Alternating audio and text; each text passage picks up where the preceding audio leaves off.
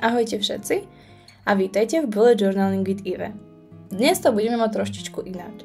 Dnes by som vám rada ukázala, čo všetko som si zohnala z Notebook Therapy a ako som sa pripravila na ďalší rok Bullet Journalingu.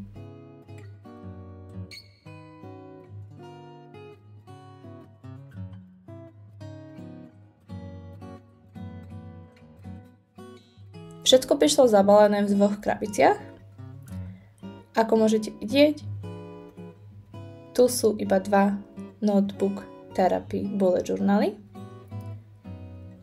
A v tej ďalšej prišiel posledný tretí s 2 perečníkami a teda ďalšími vecami, ktoré som si zohnala. Veľmi sa teším, tak poďme to spolu všetko pekne rozbaliť. Pripravili mi aj takéto stickery, ktoré majú krásnu japonskú estetiku. Tak začneme najprv bullet journalmi. Tento rok som si zohnala 3 bullet journaly. Nevedela som sa rozhodnúť, ktorý mi je krajší ako ktorý, takže som zohnala tieto 3. Samozrejme v roku 2024 budem môcť použiť iba 2, ale tak.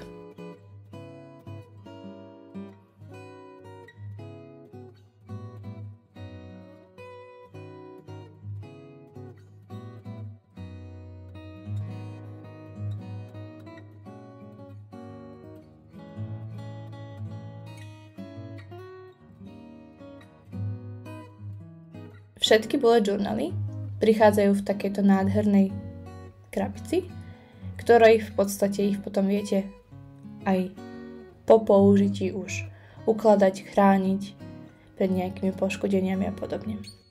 Prvý bullet journal, ktorý som vybalila, je tento bullet journal Nora Edition. Má nádhernú srnu a táto textúra je veľmi mäkká, príjemná.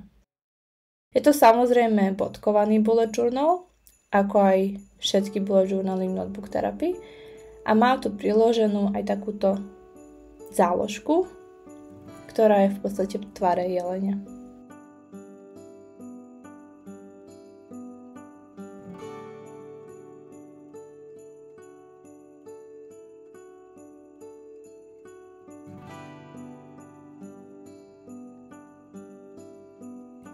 Poďme spoločne otvoriť druhý bullet journal.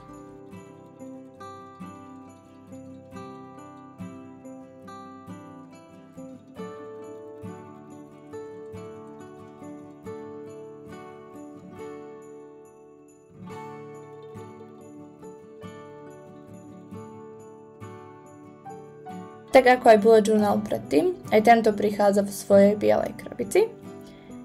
A ukrýva sa tam Moonflower Edition Bullet Journal.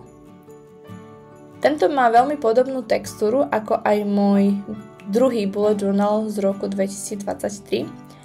Je to taká mäkká koža, pričom ten, ktorý som používala a teda ešte stále používam, je biely a tento je taký čierny.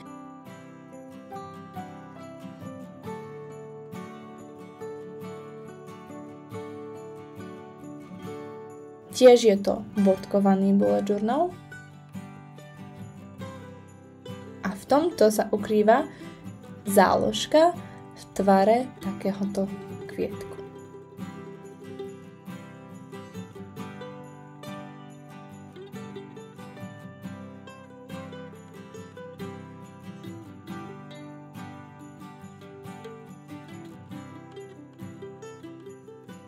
Má nádherné zlaté okraje.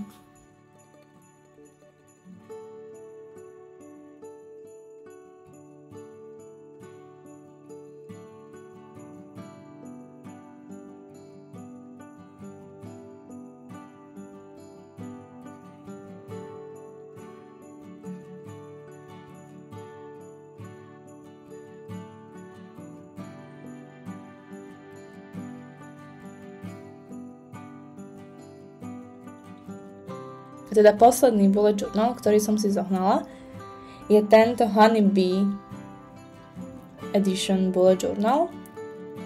Tento má inú krabicu ako všetky ostatné bullet journaly. Nemyslela som si, že teda bude mať inú, ale teda má inú.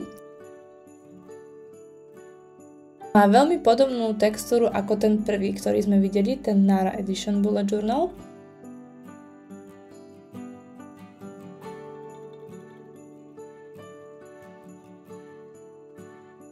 Aj na rozdiel od toho prvého, tento má tiež zlaté okraje.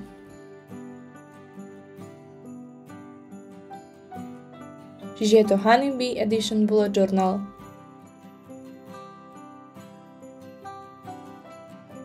Tiež je to bodkovaný bullet journal a tento má samozrejme záložku v tvare čoho? V tvare včeličky.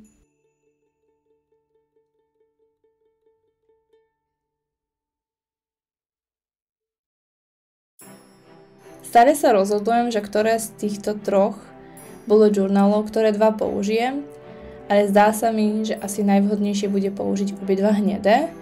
A v podstate už o týždeň uvidíte, ktorý z nich som zvolila na prvú polku 2024 roku. Už budúci týždeň spoločne pripravíme nový bullet journal. Ďalšie dve veci, ktoré som si zohnala, sú tieto dva peračníky. Jeden je modrý, druhý je hnedý. Nie je to taká hnedá ako bullet journaly, ktoré mám, a ja teda si myslím, že práve ten hnedý bude ten, ktorý budem používať.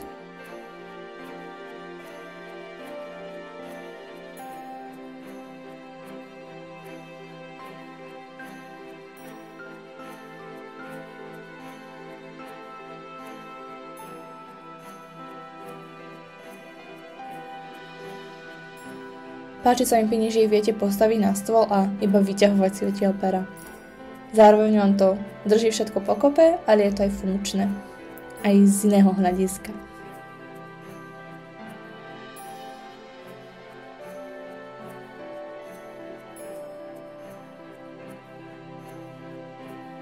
Predposledným prvkom, ktorý som si zohnala pri tomto nákupe, sú aj tieto razítka. A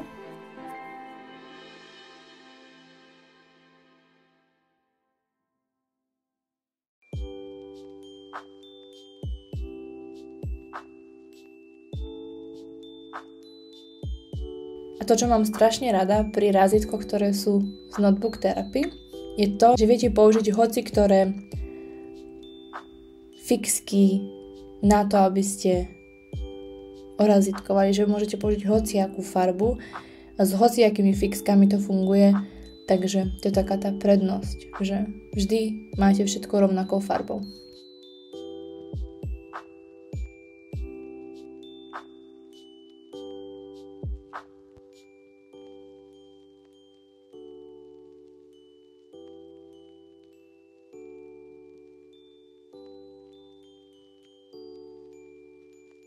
Naposledy som zohnala tieto SIPA kaligrafické perá, ktoré ak ste si dobre všimli, tak ich používam odkedy ich mám, lebo sú fantastické. Aj pri ďalšom nákupe si tiež zabezpečím tieto SIPA kaligrafické perá. Ja som si toto zohnala niekedy v septembri, tuším. A odtedy ich používam pravidelne v každom videi, lebo sú úplne fantastické. A sú tu 3 hrúbky, s ktorými môžete docieliť fantastické kaligrafické písmo. A to sú v podstate všetky veci, ktoré som si zohnala.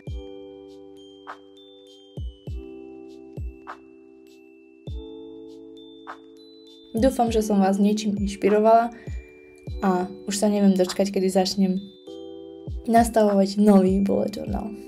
Tak do budúceho týždňa. Čaute!